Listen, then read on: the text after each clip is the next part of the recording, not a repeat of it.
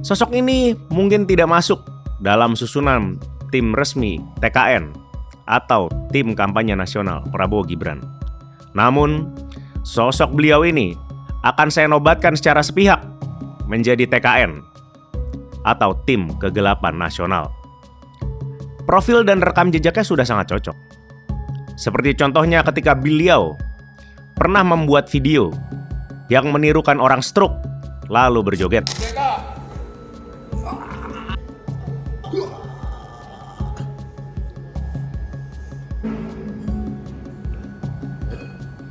Kalau ini pasti menang. Ini sungguh butuh keberanian yang tinggi. Karena melalui video tadi, rekan saya sepertinya sedang menepis kabar terkait capres yang kami dukung pernah mengalami stroke. Langsung saja, tanpa banyak omong-omong lagi, rekan saya, Coki Pardede.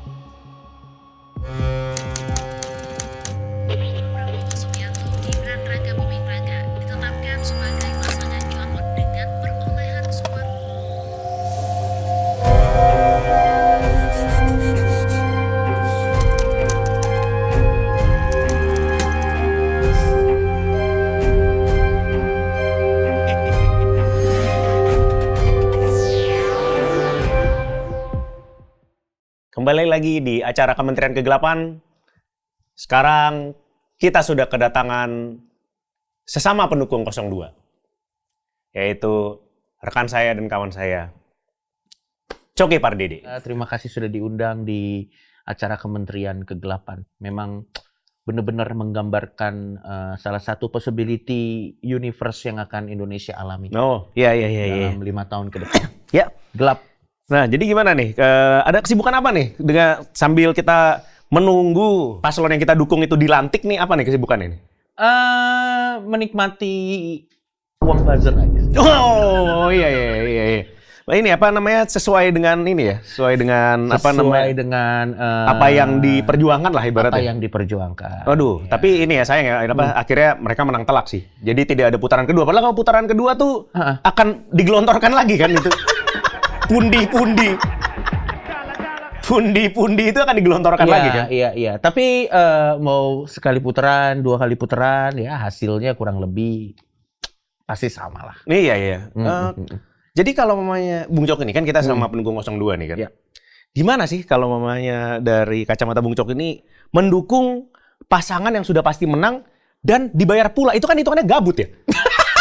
Harusnya dia tidak perlu bayar siapa-siapa, tetap menang itu. Ya itulah yang memang keputusan strategik memang. Itu memang keputusan strategik di mana pilihlah paslon yang kemungkinan menangnya dari awal sudah besar. Oke. Bukan berarti dia pasti menang, tapi kemungkinan menangnya tuh sudah besar. Karena pekerjaan menjadi buzzer itu dari awal juga sudah bukan pekerjaan yang mudah kan. Oke. Setidaknya kita permudahlah diri kita dengan memilih yang probabilitasnya lebih tinggi. Gitu. Oke, jadi terjustifikasi ya. Jadi terjustifikasi. Maksudnya jadi bisa dirunut. Yang saya dukung menang. Iya. Jadi tidak percuma membayar saya, gitu nggak sih? Iya betul. Dan itu kan bagus untuk CV ke depannya. Iya betul. Yang saya dukung selalu menang nih, gitu ibaratnya kan. Betul.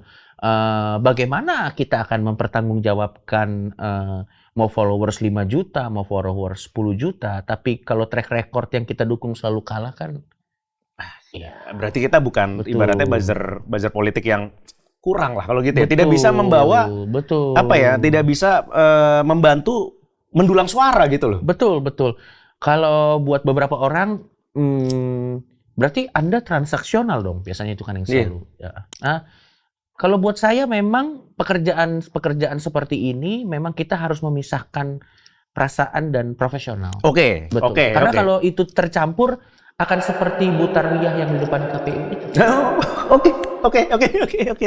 Biarkanlah beliau mengurus yang urusan beliau. Iya. Yang ini yang mengurus ya keluarga-keluarga saja gitu. Oke, betul. Betul. Ya kan maksudnya kan, iya. Benar. Saya sepakat karena Bung Coki menyebut gimana kalau di atas itu 50-50, yang di sini 58. Betul. Probability betul. Iya, maksudnya betul. menangnya memang lebih tinggi dibanding 50 betul. gitu. Menurut saya di negara-negara yang makmur seperti Swedia, Skandinavia kan tidak ada ya komika internasional yang lucu dari Wah, saya juga nggak kenal Saya sih. juga tidak kenal. Iya, Tapi iya. negara-negara Bronx, daerah-daerah Bronx seperti Amerika atau UK yang daerah Bronx itu kan banyak sekali. Iya, Amerika semakin kacau, semakin banyak orang lucu sekarang kalau saya lihat ya. Betul sekali. Netflix tidak henti-hentinya memberikan Betul sekali. kesempatan kepada muka-muka baru gitu loh. Betul. Karena itu datang dari ketidakjelasan Iya, dan iya. ketidakstabilan. Jadi kelihatannya 5 tahun ke depan itu akan muncul komedian-komedian berbakat sih. Betul. Yang Dan- datang dari keresahan. Iya, betul sekali. Dari program Prabowo Gibran itu kan paling mantap tuh makan gratis kan ya. Ya, Terus habis itu saat debat capres nih program internet gratisnya Ganjar katanya juga bisa nih sama Pak Prabowo. ya. Jadi semuanya kelihatannya kalau kalian bisa gratisin saya juga bisa gitu loh Pak Prabowo tuh. Nah, kira-kira apa lagi nih yang seharusnya gratis? Gratis ya bukan legal. Jadi apa nih yang seharusnya gratis lagi? Nextnya. Nextnya, saya rasa harus dimulai dari makan dan internet dulu aja. Ya. Baru mungkin selanjutnya kita baru masuk ke kan sandang papan pangan, kan ada premier, sekunder, baru nanti hal-hal yang sekunder menurut saya. Oke. Mungkin tiket konser gratis. Bisa itu. Iya. Bisa. Oh, sekarang sudah sekunder ya. Ya, Bukan tersier lagi itu udah ya. bukan tersier lagi. Oke, karena ada kebutuhan untuk selalu Betul. supaya tidak FOMO. Betul. Dan saya rasa yang berusaha digratiskan oleh Pak Prabowo ini adalah hal-hal utama dulu. Yang penting kenyang, Ya. ada akses internet. Oke, Nanti- jadi bisa kenyang sambil internetan kan? Betul. Iya. Kenyang dan internetan ini akan mengurangi tindak kriminal, saya rasa. Oke. Jadi udah mager orang ya. Udah mager orang. Udah Bagaimana mager. curamor itu akan melakukan aksinya kalau dia kenyang? Iya, dan daripada udah kenyang, daripada kita harus nyolong motor, kita push rank aja. Nah, betul sekali. Iya, Betul. internet gratis. Bagaimana demo-demo atau apapun bisa terjadi kalau kita sedang kenyang dan di saat yang bersamaan mungkin streaming Liga Dangdut.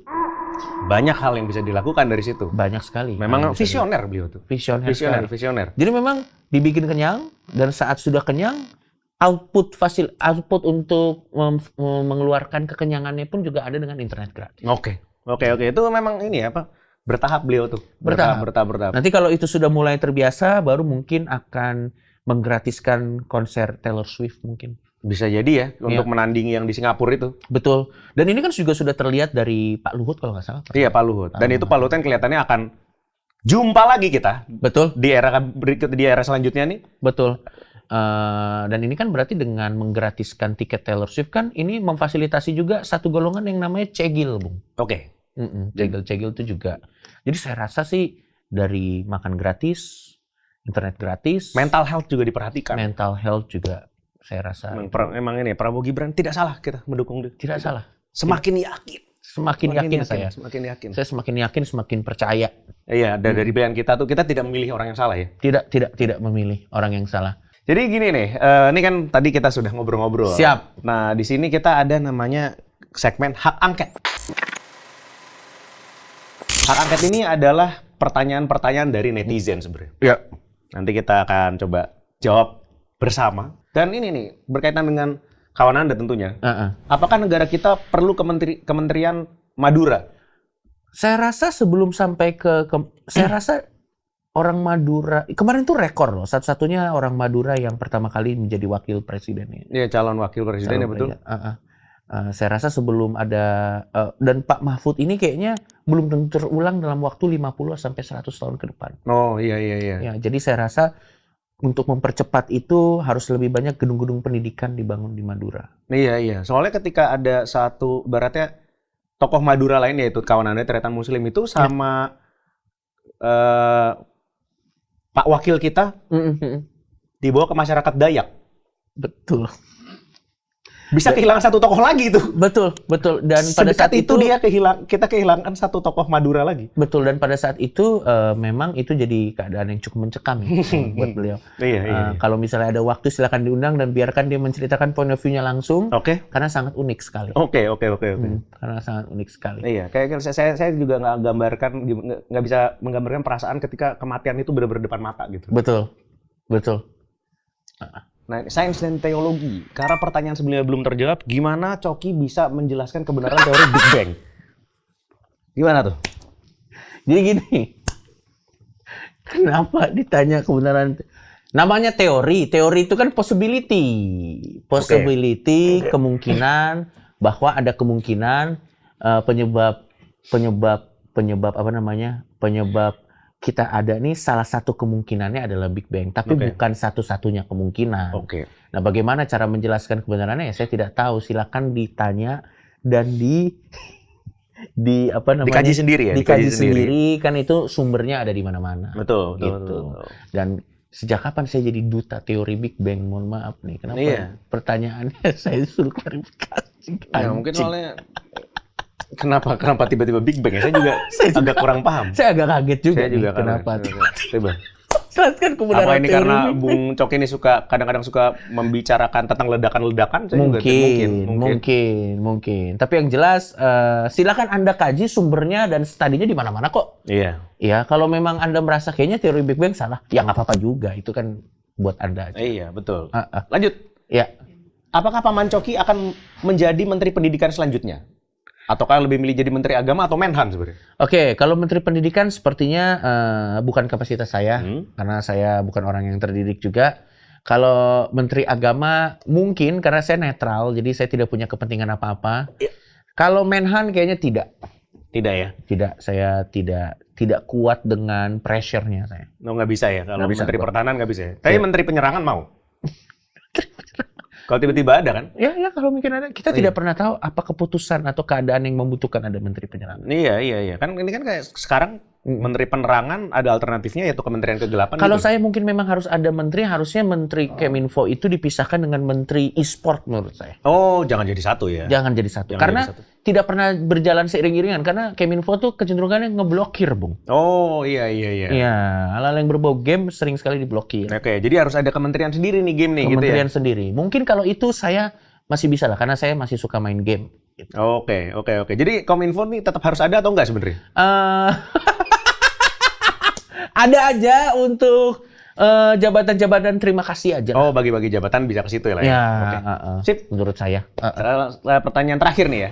Gimana persiapannya untuk menjadi ketua BNN? Saya ini adalah sebuah wacana yang saya juga belum tahu. Tapi mungkin kalau memang terjadi, tentunya saya akan mengubah Mars jingle anti narkoba ya, Bung. Gimana tuh jadi? Marsnya sekarang saya tuh nggak tahu. Ada Marsnya ternyata ya? Ada War on Drugs tuh ada Marsnya. Ada Marsnya? Ada Marsnya. War on Drugs, everybody. Saya akan ganti itu dengan sesuatu yang lebih current. Saya akan mengajak musisi-musisi yang pernah tertangkap untuk kolaborasi. Oh. Seperti Anji, Ardito, Oh. dan siapapun yang pernah ketangkep untuk bikin kayak We Are the World. Tahu nggak? Oh, jadi tapi yang pernah itu ya? Tapi isinya yang pernah ketangkep gitu. Tapi misalnya mental sehat gitu-gitu sih.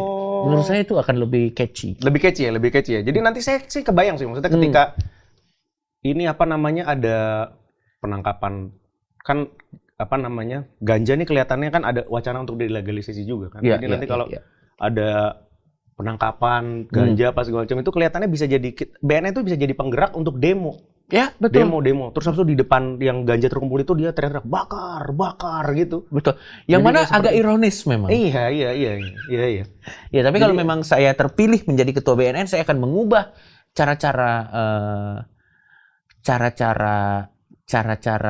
kampanye anti narkoba dengan cara-cara yang lebih inovatif. Iya. Karena memang solusinya tuh untuk jadi musisi-musisi yang pernah kena narkoba ini sebenarnya musisi kreatif semua gitu loh. Iya. Dan lihat betapa menurunnya produktivitas mereka ya. Hit song mereka saat mereka sober. Oh iya, betul. Ada alasannya kenapa Aerosmith sampai sekarang masih jalan. Betul sekali. Jadi mungkin Ya walaupun perlu penelitian lebih lanjut apakah itu sejalan ya. Iya. Saya tidak berani mengungkapkan. Tapi based by dari yang saya lihat sih sepertinya seperti itu. Oke. Jadi mudah-mudahan suatu saat ketika Bung Coki sudah menjadi ketua BNN, akan ada terobosan barunya tuh bisa. Ya seperti junjungan saya Pak Gibran dan Pak Prabowo, tentunya akan ada terobosan lucu. Oke. Terobosan yang impactful. Saya tidak bisa menjanjikan, tapi terobosan yang lucu mungkin ya. Bisa saya janjikan. Oke. Ya. Saya tunggu saatnya. Terima kasih, Ya. Bung Rindra. Baik. Nah, ini ada segmen terakhir nih, tebak tokoh nih. Baik. Jadi ini akan ada beberapa statement. Ya. Beberapa statement yang diucapkan oleh para tokoh-tokoh. Nanti kita akan menebak nih, ini siapa dia. Oke, baik. Bahkan di saat Basian pun saya tetap yakin PSI lah yang akan menjadi rumah untuk anak-anaknya Pak Jokowi pada saat. Oh, jadi bahkan dari saat yang kayak teler pun udah kayak gitu. Betul. Pada saat itu. Iya, ini saya nih. Jadi Anda tuh memutuskan untuk kayak nggak apa-apa lah. Malam ini make toh kan besok ketemunya juga cuma sama orang PSI. Kalau mamanya waktu itu nih ketemu orang Golkar tuh make juga nggak malam sebelumnya? Sepertinya tidak sih, karena kalau Golkar kan pada saat itu networkingnya bagus sekali. Iya. Kalau pada itu kan PSI kan partai baru, dan memang pada saat itu gue juga ada value-value-nya yang sama juga, gue suka gitu sama PSI. Oh, iya. Sampai sekarang sih gue juga masih simpatisan, tapi kayaknya nggak se-hardcore dulu. Oh, oke. Jadi mungkin karena hardcore dulu karena dipengaruhi sama narkoba mungkin. Mungkin. Iya. Jadi saya dan PSI ini punya relationship yang cukup unik. Cukup unik ya. Bahkan Anda ya di masa lagi terpuruk, Saya malah sangat ngefans. semakin terpuruk semakin itu ya. Karena lucu sekali. Iya. Pokoknya Iya. karena kalau partai terlalu serius saya kurang suka gitu. Oke. Tapi kalau partai yang ada banyak kelucuannya lucu sekali. Oh, oke. Ada lagi? Enggak, ini kayak kelihatannya ini sudah selesai. Oh, jadi sudah ini selesai. akan ada apa namanya ya, semacam cindera mata lah dari kami. Ini dia. Oke gas, kasih bansos orang gas. Kaos. Kementerian Kegelapan. Ya, ini dia ya. Iya, kalau mamanya apa dipakai dulu ya? Kalau muat atau enggak nih? Boleh. Saya coba pakai dulu Iya, ya. kalau nggak muat nanti kita cetak baru. Tenang saja. Apalagi kalau pendukung ini kan kita tidak ada pernah masalah dengan mencetak ya. Tidak cetak ya. Kita udah terbukti sudah mudah lah nyetak pemimpin aja bisa. Bisa. Apalagi Baliho nyetak kita baju. juga sampai 3D loh, Bung. Sampai 3D ya keluar itu ya. Iya. Sampai keluar. Cuman baliho kita yang 3D. 3D. Baliho yang lain tuh di take down kan? Di take down ya bener. Memang beda. Memang beda loh.